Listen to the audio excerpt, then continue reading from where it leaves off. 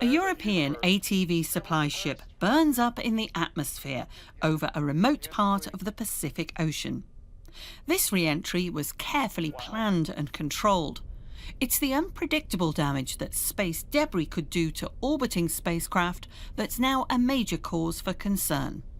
Space debris can be anything from the spent upper stage of a rocket and a disused satellite to an astronaut glove or fleck of paint. There are over 129 million objects estimated to be in orbit that are larger than a millimetre, and even a coin-sized piece of debris travelling at up to 56,000 kilometres per hour will rip through a satellite faster than a bullet with destructive force. At the moment, the most known encounters are between active satellites and space debris. An example of such an event happened in 2009, where we had a collision between an active telecommunications satellite, Iridium, with an inactive space debris satellite, Cosmos. So this collision actually resulted in thousands of fragments, and many of them are still in orbit. Orbiting fragments can potentially hit other objects, producing more fragments and more collisions, a dangerous chain reaction known as the Kessler effect. Suggested technologies for removing space debris have so far included everything from harpoons and nets to robotic arms. Nothing is off the table. ESA has also commissioned ClearSpace 1 for 2025. It'll be the first mission to actively remove a piece of space junk in the form of a Vega launch adapter. Nobody has ever removed a space debris, and it's a very challenging mission. So first thing is proving that it can be done. And that's what we are planning to do with the ClearSpace 1 mission in ESA.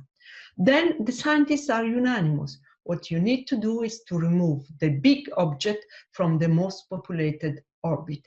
Why? Because those are the objects which have a higher risk of collision and which will create a cloud of smaller debris. More than 6,000 satellites currently orbit Earth. Around half of these are no longer working, while many of the active satellites are essential for our modern world, be it telecommunications, weather updates, the internet and GPS. If damaged or destroyed, the impact on society would be huge. We know that space debris is a global problem, and that calls for global collaboration. And this collaboration is done, of course, in scientific areas, but also among agencies. And one example is the Interagency Debris Coordination Committee, IADC, where the major space agencies work together on defining the appropriate space debris mitigation technologies, forecasting the evolution of the environment, and also exchanging data and information. ESA, a founding member and one of 13 space agencies on the committee, is also hosting the upcoming virtual European Conference on Space Debris from its site in Darmstadt, Germany. Scientists, engineers and industry will discuss the best ways to approach the problem and how to make space more sustainable. Agencies are currently tracking 28,000 space debris objects, and ESA is also developing laser tracking technology and AI-supported automated collision avoidance systems to reduce the number of false alerts for potential collisions. The aim, however, is to act now and tackle space debris before it's too late.